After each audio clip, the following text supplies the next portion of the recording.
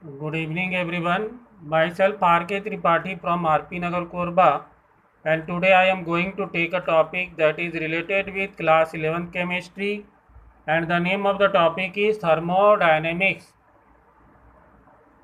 There are several topics that is related with this chapter: concept of system and types of system, surroundings, work, heat, energy,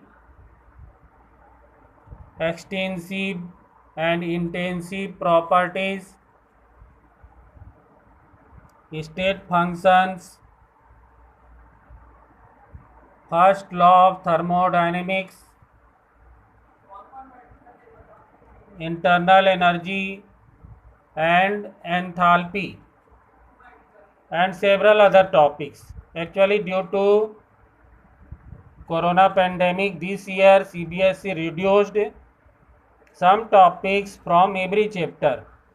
Therefore, I am telling you the name of the topics. Otherwise, in previous year, we studied all the topics that are in NCERT. But this year, some topic reduced from NCERT. So, first topic is system. Then, what is system? So, first we have to try to learn what is thermodynamics. Thermodynamics have two words, thermos and dynamics. Thermos means heat, or we can say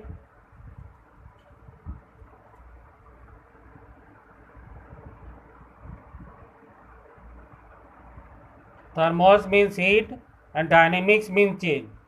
It means thermodynamics is a branch of chemistry in which we studied about the heat changes that occur in a system. तो किसी भी system में जो heat में परिवर्तन होता है, change होता है, तो जिस पार्ट ऑफ केमिस्ट्री में स्टडी करते हैं उसको बोलते हैं थर्मोडायनेमिक्स। अब देखिए थर्मोडायनेमिक्स में कुछ डेफिनेशन है। फर्स्ट है the system, the part of the universe that is under thermodynamics observation is called the system. तो जहाँ भी हम मतलब किसी भी प्रकार के हीट में चेंज होता है या टेम्परेचर में चेंज होता है, तो वहाँ पर थर्मोडायनेमिक्स यूज़ होता है, उसको सिस्टम बोलते हैं। जैसे मान लीजिए एक कमरा है, सुबह के समय अलग टेम्परेचर है, दोपहर में अलग टेम्परेचर है, शाम को अलग टेम्परेचर, रात को अलग टेम्परेचर। तो उसके अलग अलग टेम्परेचर का स्टडी भी क्या हो गया, स्टडी कर रहे हैं, तो वो कमरा ही एक सिस्टम हो गया। हमारे शरीर में टेम्परेचर अलग अलग है, तो वो भी एक सिस्टम हो गया। आसपास का जो हमारा एनवायरनमेंट है, यदि वो गर्मी में अलग एनवायरनमेंट है, वर्षा में अलग एनवायरनमेंट है, ठंड में अलग एनवायरनमेंट है, तो वो भी एक सिस्टम हो गया। तो सिस्टम यूनिवर्स का एक पार्ट होता है that is undergo thermodynamics observation, जिसमें थर्मोडायनेमिक ऑब्जर्वेशन किया जाता है। मतलब उसमें जो भी ऊष्मा में परिवर्तन होता है, ऊष्मीय ऊर्जा में जो भी परिवर्तन होता है, उसको ऑब्जर्वेशन किया जाता है, उसको सिस्टम बोला जाता है। जैसे मान लीजिए कि आपने एक बर्तन में पानी लिया और उसको गर्म किया, तो वहाँ पर गर्म करने से क्या हुआ, उसके हीट में चेंज हुआ। लेकिन चेंज कैसा हुआ कि वहाँ पर हीट तो निकल ही रहा है चारों तरफ, साथ ही साथ में उसमें से वेपर भी निकल रहा है, मतलब मैटर भी निकल रहा है। फिर उसके बाद में मतलब अब हम उसके अलग अलग टेम्परेचर को स्टडी करेंगे, तो वो एक सिस्टम हो गया। अब इसके बाद में सिस्टम को छोड़ करके मान लीजिए गर्म पानी जो जिस बर्तन भरा हुआ है, उसमें हम उसमें ऊर्जा का परिवर्तन का अध्ययन कर रहे हैं, तो जो remaining part of the universe that can interact with the system is called surrounding. तो सिस्टम को छोड़ करके जो रिमेनिंग पार्ट हो जाता है उसको बोलते हैं surroundings. System and surrounding together constitute the universe, मतलब कि यूनिवर्स मिलके दो चीज़ों से बना होता है, the system plus the surroundings. The real और imaginary surface or lines separating two or more systems or a system from its surrounding is called the boundary। Boundary क्या होता है? सिस्टम को सराउंडिंग से अलग करता है। तो जैसे बर्तन है तो बर्तन का जो पात्र का दीवार है वही क्या हो गया, उसकी बाउंड्री हो गई।